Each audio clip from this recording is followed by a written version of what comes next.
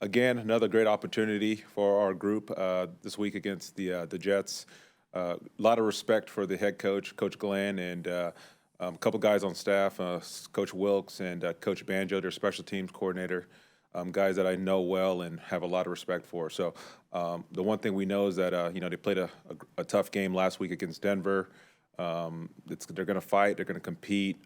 They got enough talented players over there. So we got to be ready, and we got to be on top of our things this week and go out there and try to get the best performance of the year. All right, we'll start off with Cass and followed by David Newton. Hey Jay, how's it going? Good. How you doing? Good. Wondering what the pros and cons would be of using a spy on Justin Fields. Well, certainly going to be a priority this week to keep him in the pocket in those pass situations, get back on track, third down, and we know that obviously his ability to extend plays with his legs and make things happen with his legs is a big part of his game, and so we got to do a great job. Whether we're rushing 4 or 5, spying, whatever we do, we got to do a great job of just having great awareness of the quarterback, rush lane integrity, eyes and vision on the quarterback, and those are going to be the biggest part of this game plan. David Newton. Yep. I figured she had another. Hey, I want that. What is your relationship? You mentioned you and Coach Wilkes. How did you got to know each other? What maybe influence he's had on your career at all?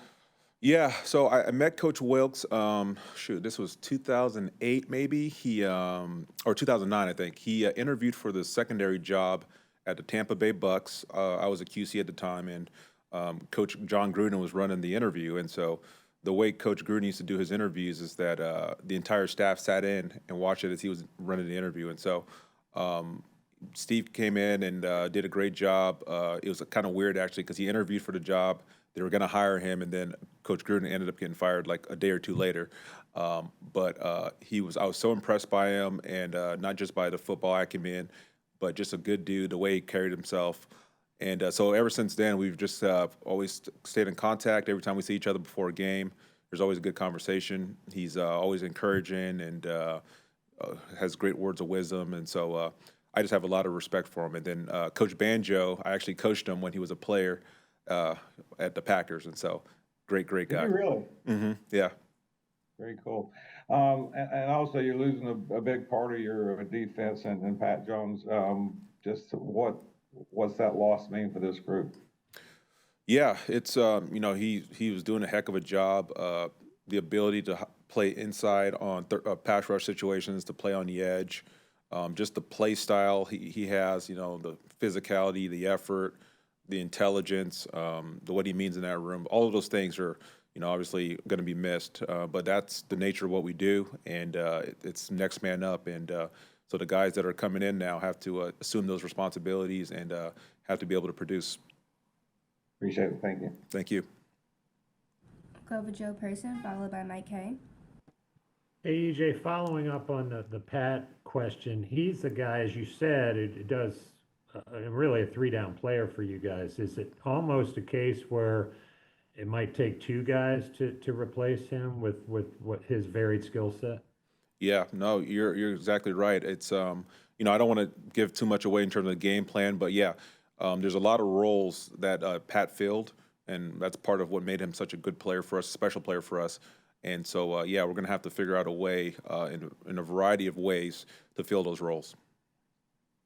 And I wonder if you could just touch on the improvement of the run defense. And I know it's multifaceted, but is there one area that you think is really driving it? Yeah, I certainly think that first of all, we went back and looked at what we did last year, and it's really no different than any other year. We're always looking at what we can improve schematically, technique-wise, call-wise. And then certainly our players play a big part in that as well. Our guys are really bought into how Coach Wash and Coach Carter are teaching the upfront mechanics, and they're doing a hell of a job of executing it. We always talk about stopping the run game. It's not just the D-line, though. It's all 11. The way we're playing at the linebacker level, the way we're playing at the safety level, the corners crack replacing, we've really shown a all 11 commitment to doing it. And so We have a run presentation every Wednesday morning to start off the week, and Coach Wash kind of goes through the details of what it takes to play the run game as 11. Coach Ronaldo Hill does the same thing on with the back end and talks about the main looks to own for the run game. And so I think all of those things, the players' buy-in, the practice habits, all of those things have really made a difference. Thanks. Hey, Jay, good morning. Hey, good morning. You brought up like the crack replace responsibilities of the corner. It seems like Mike and JC are getting a lot more involved up front. How beneficial is it to have that length there as much as the, obviously the want to and the durability? No, it's such a big part of it, and you're right. Those guys, I thought they did a really good job last year as well in terms of the crack replace. It's certainly a big part of our emphasis from Coach Cooley to Coach Ronaldo. All of those guys are preaching that, and those guys are committed to doing it as well. And so most of these offensive schemes are designing their runs to get to the corners and forcing them to tackle, and so that's such a big premium to have guys that can do that. Obviously, the last 2 weeks, you've gotten offenses out of sequence. When you're forcing these third and eights or third and sevens, being able to replace your nickel and dime pieces because of the versatility back there, how beneficial is that from like a play to play design sort of outlook? Yeah, no, it certainly gives you flexibility. That's for certain. And each week you got to kind of go into it and look at, all right, what do they do in those special situations? How do we adjust our scheme and our pieces to match what they're trying to target? And so that's always our thought process. And the more guys that you can have that have the ability to play inside or outside, or play safety to nickel, or vice versa, all those different things just gives your package a lot more flexibility. We all learn in different ways. I'm just curious, with the way you guys have changed up the roles for Christian and Trevin, it seems like Trevin's benefiting from knowing what everybody's doing, and Christian's playing more free because he's not having to worry about it. Is that the way you've kind of looked at the situation? How do you think they've handled that switch? I think they've both handled it very well. The thought process was always to graduate Trevin to become the green dot, and so but we didn't want to rush the process.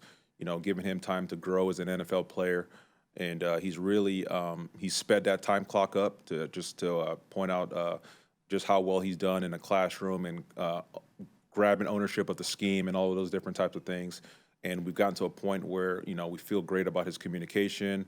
The way that he's able to not only give the call in the huddle, but if there's a coaching point I want to give to a corner before that 15-second clock hits, or give to a D tackle or whatever, he's able to communicate those things. And so he's done a great job with it. And so it felt appropriate to make the change. And I think both guys have done a great job of handling it. There's still a big premium on Roseboom to communicate and help out with some of those things, pre-snap, setting the fronts, setting the pressures, all those things.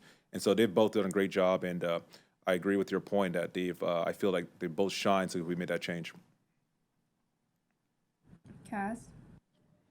Kind of on that note, what was it that you saw from Trevin that made you comfortable going ahead and making that change? Like you said, the plan was to graduate him to it. What made you comfortable doing it now? Well, we've really been training all our guys. They all get an opportunity in practice to have the green dot for the day and get the call and run the huddle and all those things. And so we've been witnessing it for a while now, and not just Trevin, but Claude and Christian as well. And so just kind of through that process and where we were and where we felt like we wanted to not limit ourselves in terms of who was on the field, we felt like the right time to get Trevin with the green dot. On a lighter note on that same subject, Trevin kind of jokingly admitted last year that when he had to do it in Chicago, that his accent made it difficult. Is that something you see with younger players, and has he kind of gotten past that point?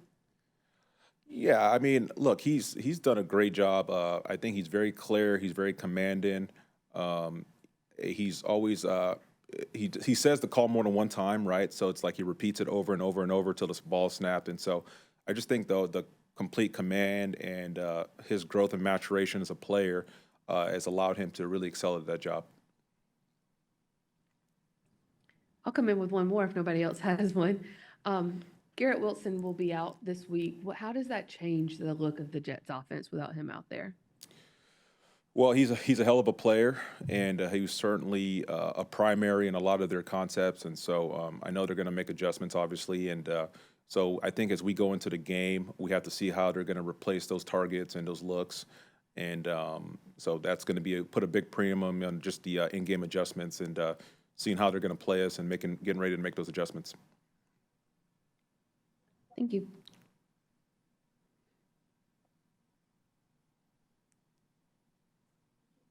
All done? All done. All right. You all have a great day.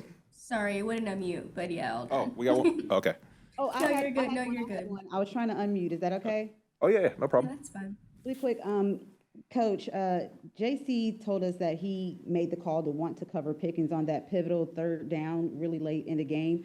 Can you talk to us about how that went and, just the communication that you encourage the guys to have with you throughout the game when they see opportunities like that for themselves? Yeah, I mean, that's the point here. Like, we always make the point that, like, this is not like my defense or the coach's defense. This is the Carolina Panthers defense, and we want input from everybody. There's always feedback from our players, A'Shawn Robinson, Derek Brown, DJ Wanham, Trevin Wallace, Trey Merrick, all of these guys have, at points give input. And, like, you'd be foolish as a coach not to listen to players, especially the guys that are on the field and are executing those jobs. And so we always value the feedback. We always have those conversations. It's always ongoing. Doesn't mean that we'll always do what the players want, but there's always constant dialogue. And as long as there's a good reason and if there's a why for why we do things, that's what's important.